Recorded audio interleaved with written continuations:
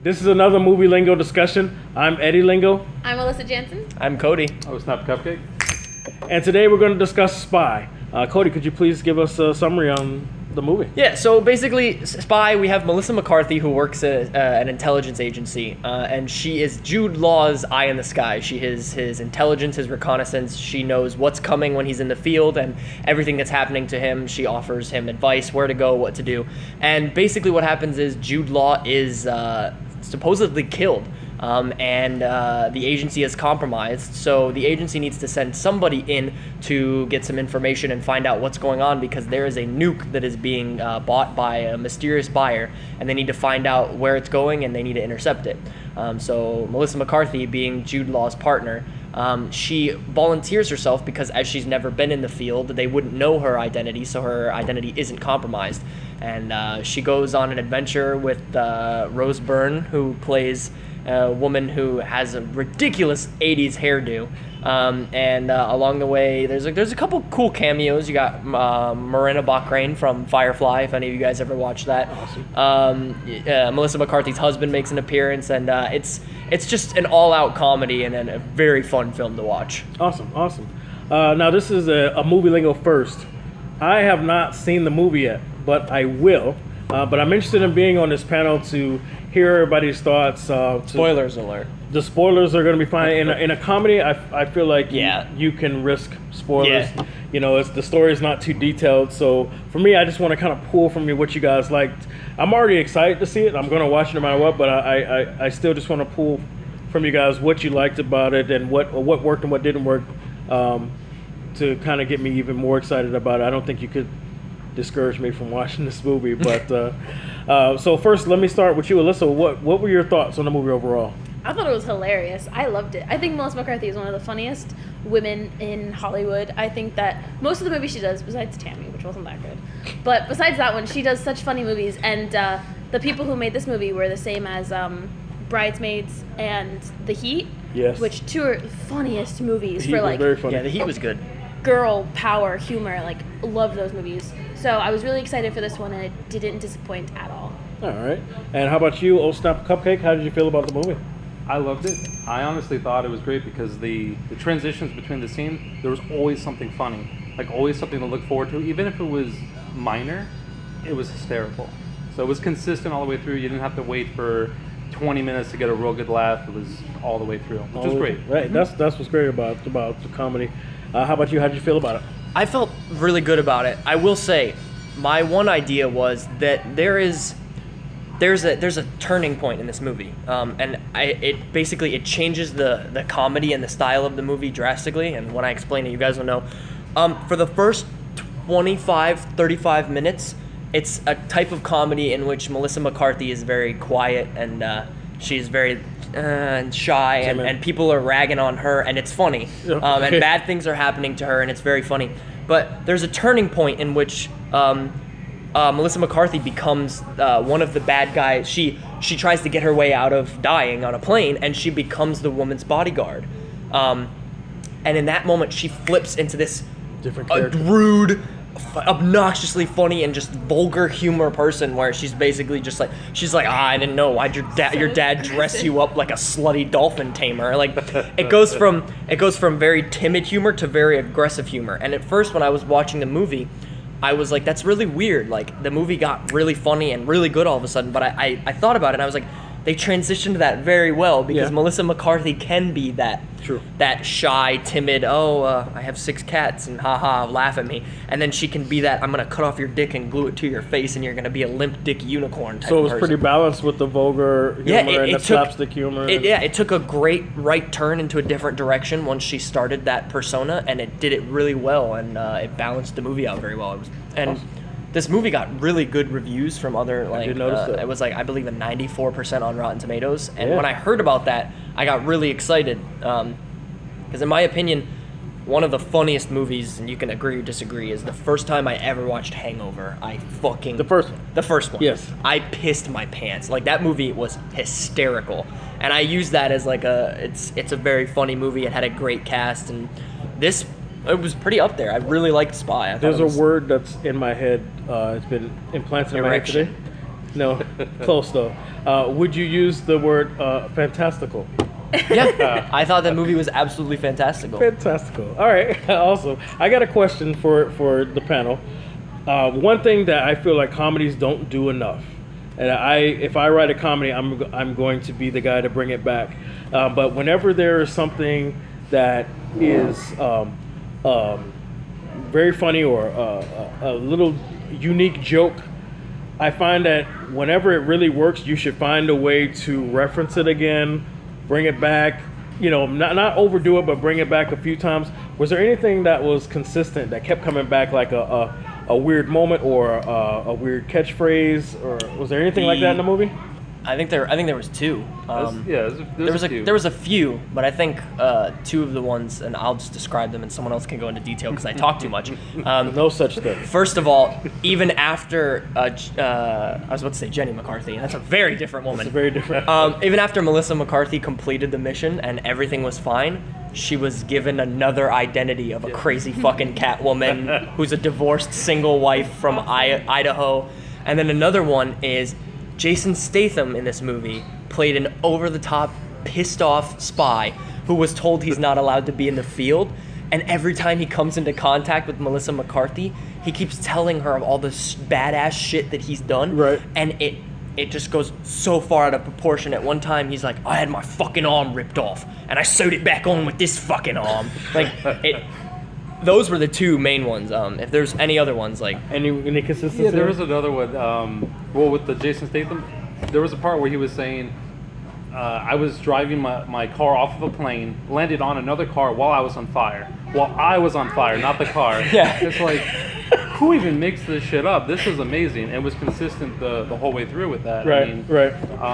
But yeah, he was definitely a big part of that. Awesome. Every moment he was on screen, just laughs. He was pretty consistent with his personality. Yes, extremely consistent, especially towards the end when he was thinking he was on an ocean and he was actually on a lake. God. And they're like, should we tell him he's on a lake? No. He was taking a boat out. It's the end of the movie, and Jason Statham's like, I'm going. I need a fucking vacation. And he gets on this boat and he takes off. And then Melissa McCarthy and I don't know her friend, the other one that was in it, because she's an awkward human as well in this movie. Susan. Right. Her name is Susan. They look at each other and she goes, do you think we should tell him that it's a lake and not an ocean?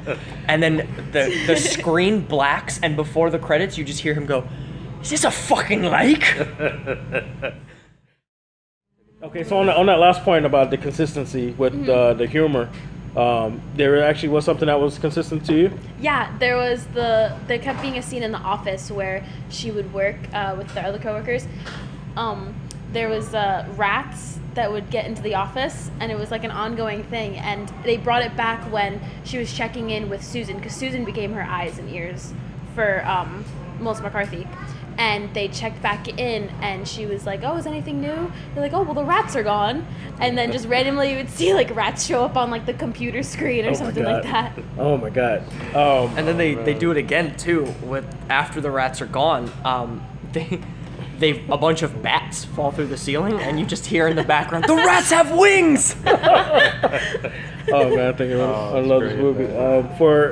As far as the eyes can see. The overall story.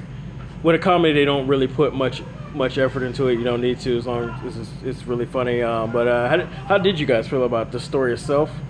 That's part one of the question. And part two, do you feel like it's something that they can start making sequels of and franchise?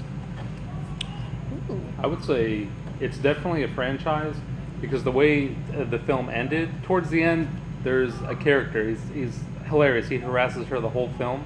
He's actually trying to harass her how, like sexually? Oh yeah. He does the when they're making a sharp turn in the car to make sure she doesn't fall over, he grabs her breast. To protect her. He's like, I got you. Oh, I think I might like this guy. And he's like a real pervy, stereotypical Italian male. Okay. And it's amazing. And then towards the end, it turns out he actually has a British accent, right? And he's like, I apologize for how I acted. It was part of my cover. If you're ever in England, I would like to invite you to tea.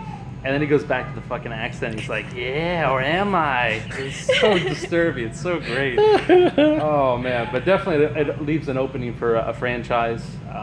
It's for fun, though. Just for fun. Just for fun. Not really for story, but just more for fun. Not for story, just for fun. What? Okay. Listen. What do you think? Do you think this is something that they can continue with the character? Is the story able to be continued, or just another mission? You think? What do you think? Possibly. I actually, talking about it now, it kind of reminded me of, and I think I'm pretty sure it was a remake when they made Get Smart. Did you ever yes, see that the was a remake remake. with Steve Carell? Yeah. And who else? Anne Hathaway? Yes. Yeah, it kind of reminded me of that movie. It was almost like, because it was a comedy about like saving the world, which reminds me of like that movie, and like Pink Panther, which had a remake, which wasn't that good. So I don't know if making a remake of Spy would be good. It kind of makes me feel like, Well, I was saying more like a or not sequel. a remake, a sequel. Yeah, that's what I meant. Sequel. Continuing on with just Yeah, more yeah. kooky, crazy adventures. Yeah. So you don't think No. Okay. I like it when we disagree.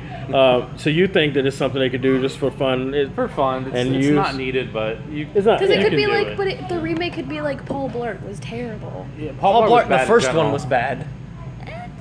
Which I was very surprised when they announced the second one. But I mean, if you go in thinking bad, you actually really enjoy it. So your thoughts, please, sir. I am directly in between both of them. I have an incredibly specific opinion about this. Okay. I loved the movie. I thought it was fantastically hilarious. I think if they did do a sequel, they do one and that's it. Okay. If they did one and left it, it would be very good. But this isn't the type of thing I want to see them churning out. Like multiple sequels, multiple missions. Like honestly, I'll take a different route and compare it to 21 Jump Street. Okay. The reboot. No, this is good. The reboot. The first 21 Jump Street, I loved it. Right. I thought it was hilarious. Right. I thought it was very good. The second 21 Jump Street, I still thought was good. Okay. They did that interesting thing where they switched the positions where, Jonah Hill turned his back on Channing Tatum in the first one, and then Channing Tatum turned his back on Jonah Hill in the second one, and they basically flipped the plot, but they added new funny shit and whatever. Right. I think they did a really good job. And at the end of 21 Jump Street, we see the possible reboots of all those stupid different ones, like 23 Jump Street, 24 Jump Street, where they're chefs, where they're teachers, where, Right. like, that would work pretty well with this movie. I think if they did a sequel, it would be funny for them to do a sequel, and they could churn out another movie and make it good, if not maybe a little bit better.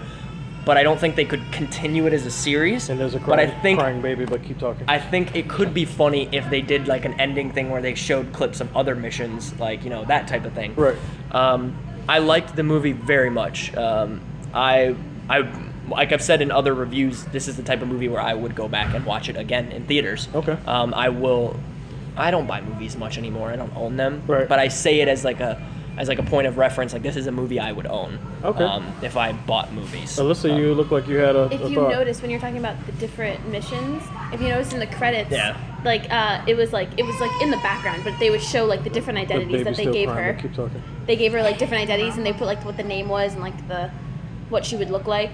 But in they- different- but like they didn't show you what the Yeah. missions were, obviously. They just gave you mission names and identities. Yeah. Oh, for in her. the credits. Yeah. Oh, okay. Kano So specialist. they have, so they have an idea.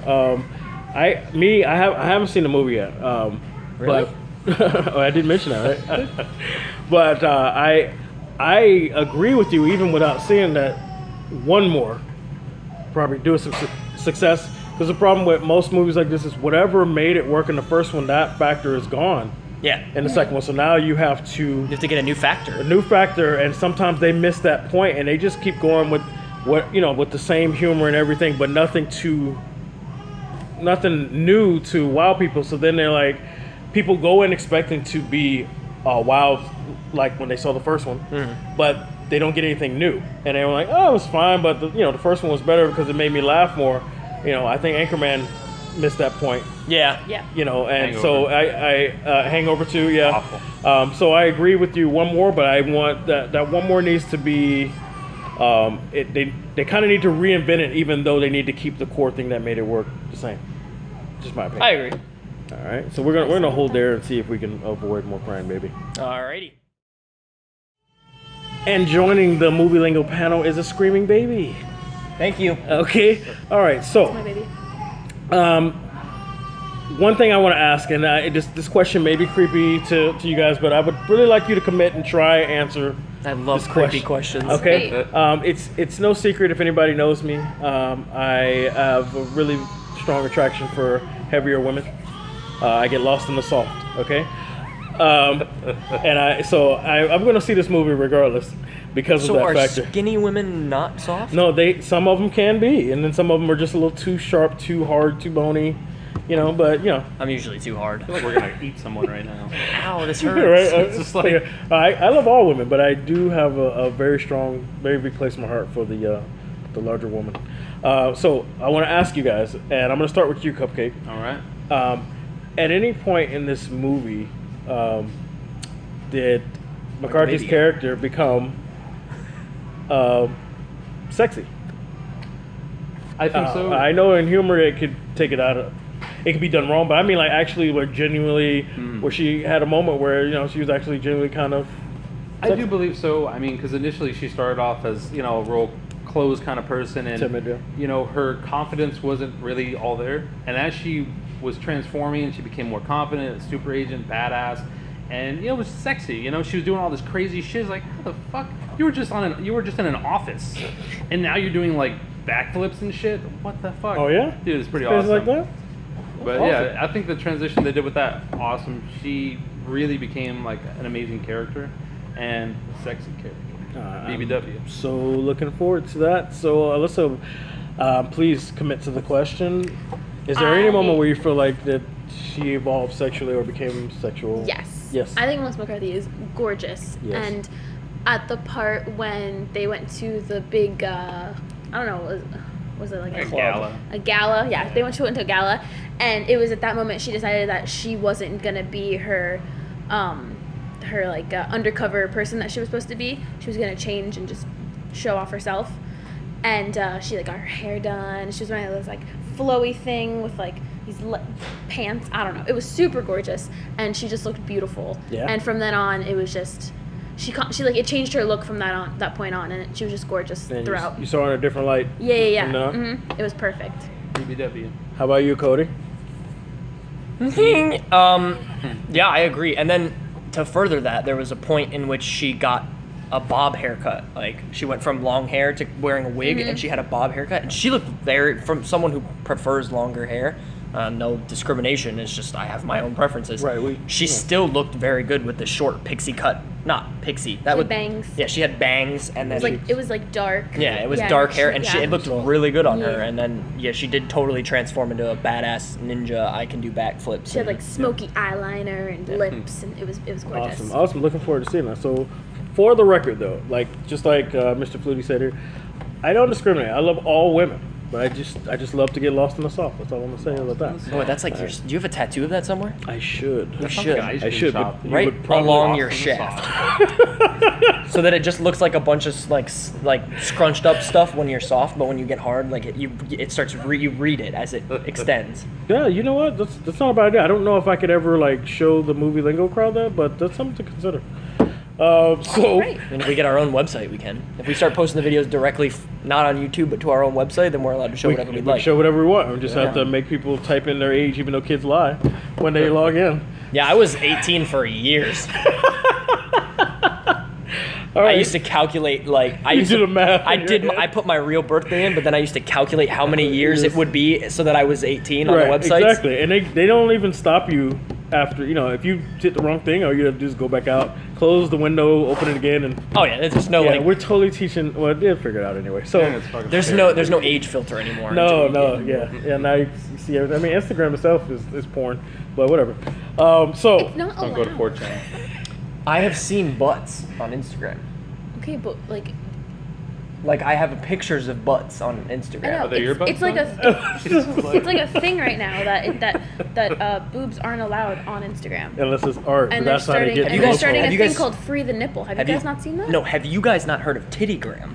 No. It's a company that was founded in Russia, and basically what they're doing is it's all there's no slavery. It's all volunteer work, but you pay this company, and they take pictures of women's breasts, and they put messages on it. Burger King advertised on it, and in Russia you can get a message written on them and post it on Instagram. They cover up the nipple, and it's just a message on a large-breasted woman's chest. And What about a man's breast?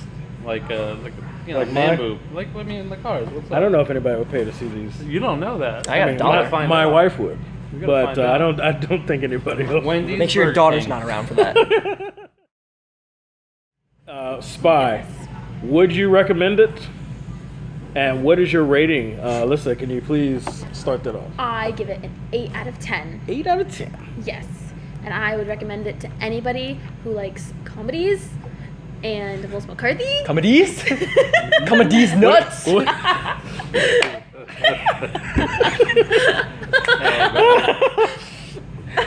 All right, and so you would recommend it, and you give it 8 out of 10. And I'll watch it again. You watched it again. Wow. I All loved right. it. So, how about you, Mr. Fleury? Definitely gonna recommend it, and I'm gonna go ahead and give it. For a comedy, I'm gonna give it a 9 out of 10. 9 out of 10. The only thing, and you know, a 9 out of 10 is a great score. That's phenomenal. The one thing that elevates a 9 to a 10 in my scale of a comedy is a period of time in which I am laughing so much I hurt. Okay. And for example, what? Adam Scott. In what the hell was it? Hot Tub Time Machine 2. That there's a scene. Have you seen it? I did. When Adam Scott did the drugs and his face as he was just like, and everything was going on. Was going. We were at a theater filled with people, and for some reason I found that so hilarious, and I laughed. That's why I would have given that movie such a high score if we reviewed it. It's at that one scene, but no, 9 out of 10. Definitely would watch it again, and I would tell many people to go see it. All right. How about you? Like you. All right, I'm gonna definitely Go see it. I'm bringing back the bear scale. This is a 9 out of 10 bears, which is good this time. It's not bad. So it's like 9 tap dancing bears, like in a fucking line. Okay, so you give it. Amazing film, recommended to anyone. Really, there's not many complaints. The spy genre in general, I don't enjoy those films. Oh, God. So this was good for you. Then. This was great for me because it's spoofing on all the spy films that you see, GoldenEye, Mission Impossible, which I think is great. I mean, it's a refresher. You see the same comedy lately in every movie, so this was a nice refresh because. Like before, you guys were mentioning, was it Get Smart? That came out how many years ago? That was a while. The remake or the There was a first, and then there was a reboot. Yeah. The reboot was 2008. Was it? I mean, that's Of course, you know who knows. that's Yes. a decent time to wait in between the genres. So Thanks, it was David. refreshing, you know? But definitely, you got to see that movie, kiddos. Well, I am Kiddos, definitely going to see straight it. 9 being positive, bears dancing, tap dancing, Top hats. and And a line. top hats. Conga line. And a conga line, tap bro. dancing conga. That's right, That's man. It's fucking interesting. difficult. Total score is an So, 8.5. I can't average. rate. So No, I know. Between the three of us, that's an 8.5 average. that's a good average. And so I hope everyone else takes. I'm practicing my math skills on the show, everyone. So I'm help me. gonna mentally do all of the scores and divide them by how many there are and give you a total score for Movie Lingo. That's how it works. Yeah. All right, guys. So thank you for joining us for another Movie Lingo discussion about Spy. I'm Eddie Lingo. I'm Alyssa Jansen. I'm Cody. Oh, Snap Cupcake. All right, and that was horrible. This is Movie Lingo Review. We'll see you next time. Wakanda titties. Yes.